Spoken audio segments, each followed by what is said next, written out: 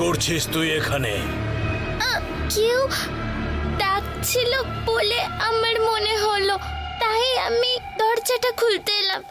এই বাড়ির ক্ষতি করার জন্য একজন আসছে। ও যেন কোনোভাবে এই বাড়ির ভেতরে ঢুকতে না পারে। ওকে এই বাড়ি থেকে বের করতে হবে, বুঝতে পেরেছিস? যা তাহলে।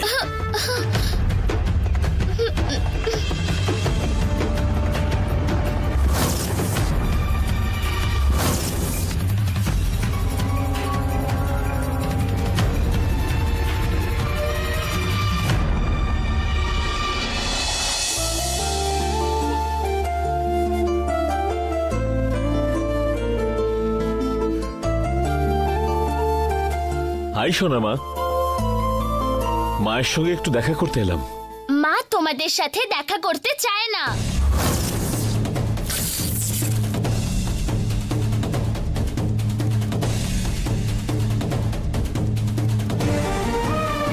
তোমরা বাড়ির ভেতরে এসেছো বলে মা ওপর থেকে দেখছে। মা নিচে নেমে এসে দেখবে যে দাদা আর তার মা এসেছে এখানে, আর তাদের মুখ তো আমার মা দেখতে চায় না। ওদের বাড়ির ভেতরে আসতে দিস না, এরকমই ইশারা করে মা বলেছে আমায়।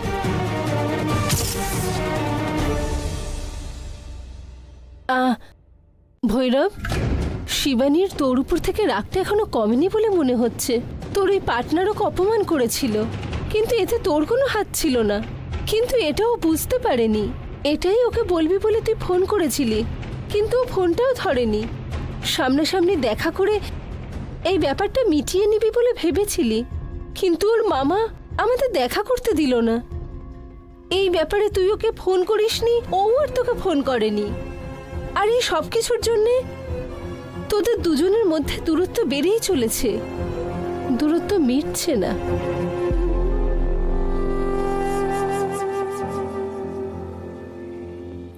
দেখো সোনামা, আমার দিক থেকে কোনো কারণে অজান্তে একটা ভুল হয়ে গেছে। তার ফলে আমার মায়ের মধ্যে কেউ একজন ইচ্ছে করে মিসআন্ডারস্ট্যান্ডিং সৃষ্টি করছে। ডিরেক্টলি আমরা দুজন কথা না বললে এই বিষয়টা সলভ হবে না। কেউ একজন তো এই বিষয়টাকে নিয়ে ইচ্ছে করে শিবানীর কাছে আমাকে দোষারোপ করে ভুল বোঝাচ্ছে। তোর মায়ের সামনে হাঁটতে আমার কোনো লজ্জা নেই রে মা। ও এই মুহূর্তে কোনো কথা বলতে পারছে না শুনে আমার মনের মধ্যে যে কি কষ্ট হচ্ছে তুই সেটা বুঝতে পারবি না রে। সেই জন্য আমরা বড়মার মন্দিরে গিয়ে প্রসাদ আর ফুল এনেছি। এই প্রসাদ গ্রহণ করলে তোর মা অবশ্যই কথা বলবে, ক্ষমা চাইতে চাই রে। আমাদের সাথে দেখা হলে তোর মায়ের মনে দেখবি আর কোনো রকম রাগ, দুঃখ, কষ্ট কিচ্ছু থাকবে না। আমার মা তোমাদের মুখটা পর্যন্ত দেখতে চায় না।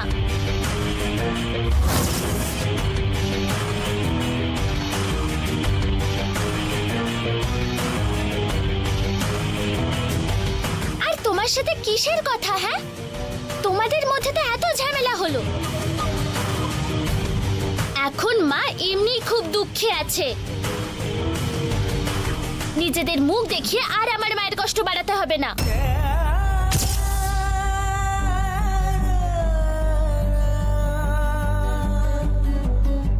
যাই হয়ে যাক, মা তোমাদের সাথে কথা বলবে না।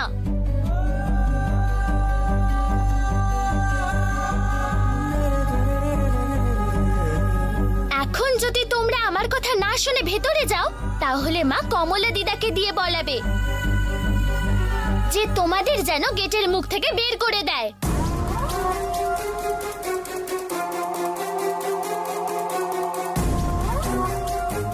ঠিক আছে, ছাড় মা। তোর মায়ের সাথে দেখা করতে না দিলেও চলবে, কিন্তু এই প্রসাদটা ওকে অবশ্যই দিস মা। এটা দেবী মায়ের চরণের কাছে রেখে পুজো করে এই প্রসাদটা নিয়ে এসেছি।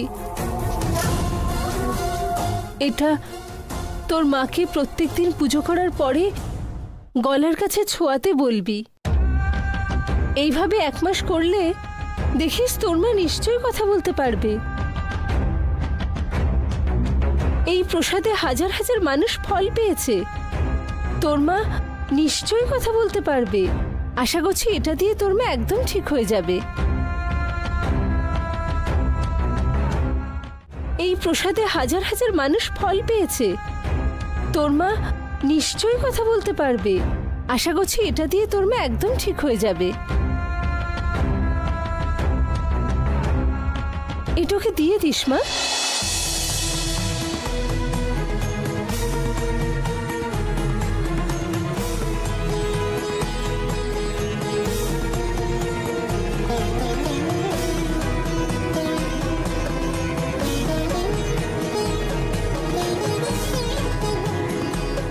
এটা তোর মায়ের হাতে দিয়ে ভৈরব মামা ক্ষমা চেয়ে তোমার সাথে কথা বলতে এসেছিল বলে বলিস। কল করে দিচ্ছি, মামা কথা বলবে, তুমি শুধুমাত্র শুনে যেও। ও রাজি হলে ওর মোবাইল থেকেই আমাকে একটা কল করে দিস শোনা। ঠিক আছে, আমরা এবারে আসি। মা, চলো যাই। আসছি রে মা।